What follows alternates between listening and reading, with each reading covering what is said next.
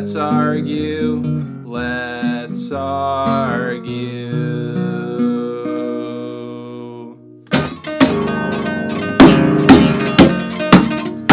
Please don't let my dentist see that video clip of me with the guitar with the teeth. She'll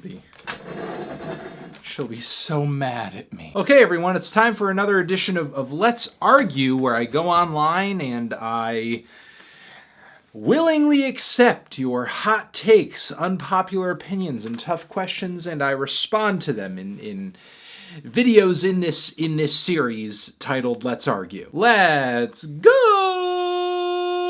People put off Meg White's drumming as bad and too simple to be good, while it just adds to the rawness of the band. If Meg did amazing drum solos and other crazy stuff, the band would not sound as good. The drums emphasize Jack's guitar ability in a beautiful way. Also, I mean, Jack, he's a great guitarist. I'm not taking anything away from him, but the point of White Stripes music isn't to be, as you sort of state here with Meg's drumming, the point of it isn't to be super flashy, super virtuous. I mean, Jack's guitar playing, in a lot of respects, it is pretty raw, it is pretty rudimentary. He does some amazing things with sound and tone and timbre, and that to me is really where a lot of the creativity of the White Stripes lies. That and in Jack's songwriting. I mean, if you can't really sort of appreciate where Meg is coming from with the drumming, I don't think you've really enjoyed the first White Stripes album. That record, it's so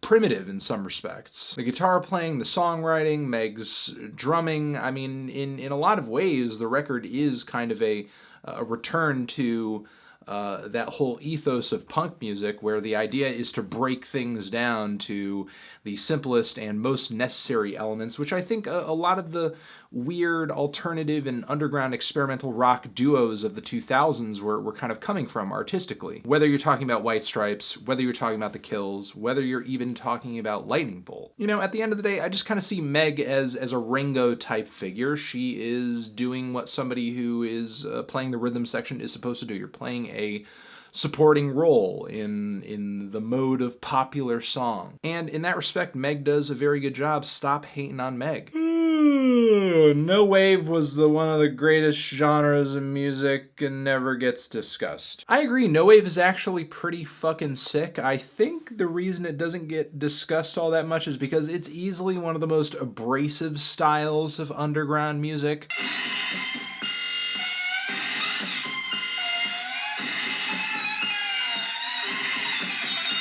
The no wave movement in New York was super on the fucking cutting edge of noise and experimental rock and beyond.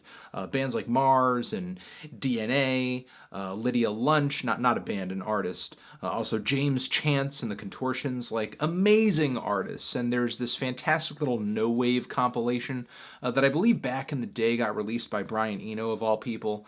That if you kind of want a taster, a bit of a crash course in the genre, I highly recommend you try it out. Bowie was at his best in the 90s. Look, I think Earthling is as underrated as the next guy, okay? I truly do, but what? Hatsune Miku is the future of pop music. If you didn't know, Hatsune is a Vocaloid artist, basically a made-up virtual artist. Look, the idea of a virtual pop singer, virtual artist, or a virtual really anything, it's not anything new at this point. Look at Gorillaz. It's been happening for a while now. The idea of a virtual band, a virtual artist has been here for a while, and yet it doesn't really seem to be much closer to taking over or being the future than it did at its inception. I mean, certainly the animated Vocaloid hologram thing can be entertaining to watch and listen to. I'm sure it absolutely is. I mean, I think there's always going to be a market for that sort of thing. But do I see it entirely replacing the whole pop music field one day? Not necessarily, because I feel like at the end of the day, people want other people to look up to and to project their dreams and aspirations onto. You can't do that with a fucking hologram. You can't look at a hologram and be like, yeah, man, when I grow up, I hope I can become a hologram. The revelations made on Ye give more than enough reason to re-examine Yeezus as something more than playing to Kanye's cult of personality. I'm gonna have to disagree with you on this one. In my opinion, I think Ye kind of makes me feel stronger in my resolve for My Beautiful Dark Twisted Fantasy and Yeezus, because it kind of reminded me of just how awful and overblown and inauthentic of a headspace I find those albums to be coming from. Like, I appreciate if you love those albums. I totally get it. I totally understand. I just personally enjoy a more raw, unfiltered, vulnerable, human, flawed type of Kanye, which I very much got on his older records. It sort of seemed like he got to a point where he was in a feedback loop with his cult of personality, which I think fed some of those records earlier this decade. And I think now he's getting back to, I don't know, some kind of moment of clarity, maybe? I don't know if I could 100% say that that's the case, because it seems like personally he's just so off the rails right now. Although Kanye, I'm sure, has always been somebody who has had these kind of weird emotional, personal, mental health type of struggles. At the end of the day, regardless of which Kanye albums you love, hate, or feel somewhere in between, he's still an amazing artist with an interesting trajectory. Motley Crue always sucked. Yep. Playboi Carti is the trap version of the Pixies. I find this to be the weirdest fucking comparison. I mean, the Pixies were kind of known for their songwriting and their almost over-abuse of the whole loud, soft dynamic thing. And Playboi Carti is just so not any of that. Not to take anything away from Carti in general. I mean, I like quite a bit of the material on Die Lit, but I'm just not seeing the connection. Being a music critic can ruin your listening experience. The need to be objective and contemporary with knowing so many genres and bands makes you bitter and way too much harsh when reviewing music. It is definitely visible in your reviews. How does knowing more genres and bands make you hate music? Like, I could sort of understand where you're coming from if your argument was, you hate listening to music now, or you hate being a music critic because you have to listen to tons of shit that you don't like, and it just becomes a slog because you can't listen to things that you want, and so on and so forth. But I don't know, actually I listen to quite a bit of music that I'm interested in listening to and would like to listen to, so I can't really complain, honestly. I'm actually quite happy to be doing what I'm doing. I mean, I did it for years before it even really paid off, and now it's paying off, so now it's just kind of what I like to do, but I get paid. If there's one thing that I could complain like a whiny baby about, it's that this job kind of cuts a little bit too much into my personal listening time, you know? So every once in a while, you know, I would like to be able to sit down and just kind of listen to just some older stuff, some stuff that I don't have to listen to for a review and that sort of thing, but I don't know. I like listening to new music. I like listening to newer stuff. I love the excitement of finding a new artist who I think is amazing and sharing in that experience with you guys. So I like my job. Oops. Other than some cringy lyrics, the self-titled record and Iowa are pretty fucking great, and Slipknot is easily one of the better nu metal acts. Yes! Yes! Yes! Yes!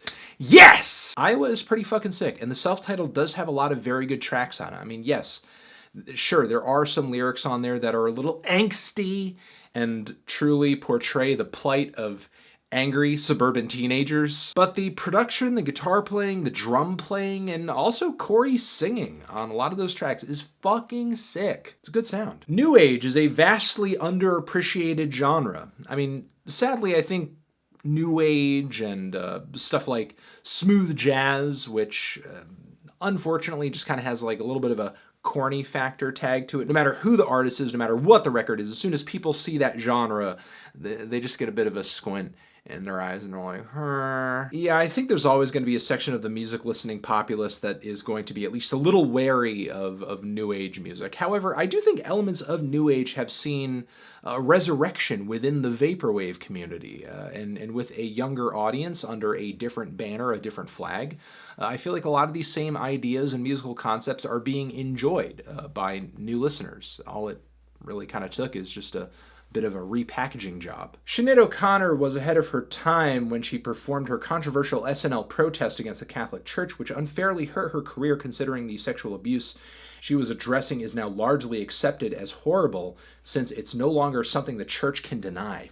Fuck! That tweet is woke. Yeah, it's absolutely true that O'Connor was really ahead of her time when it came to that statement, and it also sort of goes to show, like, way back then, like just a few decades ago, like the amount of influence and control socially that the religious right had on the media, had on culture, had on everyday conversation, had on the social meta was huge. I could think of similarly disappointing moments in mainstream culture where an artist was kind of going against the grain, the social grain, the political grain, and really kind of hurt their careers in the long run, like the Dixie Chicks. Who made it pretty clear that they didn't really care all that much for George W. Bush during a time when it seemed like patriotism, quote unquote, was at its peak. Sadly, it's stuff like this that I think prevents a lot of artists from making the political statements that they may want to, that in some respects maybe they should. Which is why when fans get pissed off at artists saying like, oh, they're not saying enough political stuff, they're not taking a political stance, so on and so forth, like, this is the kind of shit that happens if you don't say the right thing or if you go against the people or persons who could feasibly destroy your career because they might have that kind of influence. Because as this tweet truly states, like, O'Connor, while her statement was incredibly bold and in a lot of respects necessary, if she hadn't done what she did, the truth was eventually going to come out.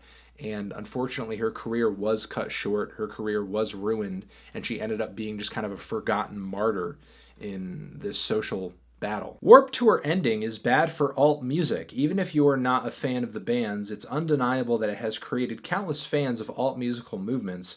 Tons of artists started projects because of catching the bug at Warped. Without the bands, the community could suffer. I agree that the community could be hurt by the loss of Warped Tour, but I think with falling attendance, also all of the really awful rumors that have surrounded the tour for a long time, it's kind of been in need of kind of, okay, you're done, thank you. Bow out gracefully and move on. And even though Warped Tour is now gone, there are still lots of booking agents and promoters out there who start festivals and book tours all the time. And if there is a demand to sort of put these bands on a bill and a crowd is going to come out to see them, a booking agent will see that and realize that and want to make money off of it. So, you know, I think where this creates a void, it can potentially be filled by other bookers, other potential tours. You know, all that really needs to happen is the fans have to support it, and there have to be people there willing to kind of lay the technical groundwork for it. Which, even with Warped Tour dissipating, those people still exist. Maybe they just need to be brought on under a different banner or something. And we'll leave it at that. This has been another edition of Let's Argue. Thank you for coming on and arguing with me. I guess I'll see you guys in the next one. Mwah, mwah, mwah, mwah, mwah. Over here next to my head is another Let's Argue video that you can check out. Hit that up or the link to subscribe to the channel. Anthony Fantano, arguing with you forever.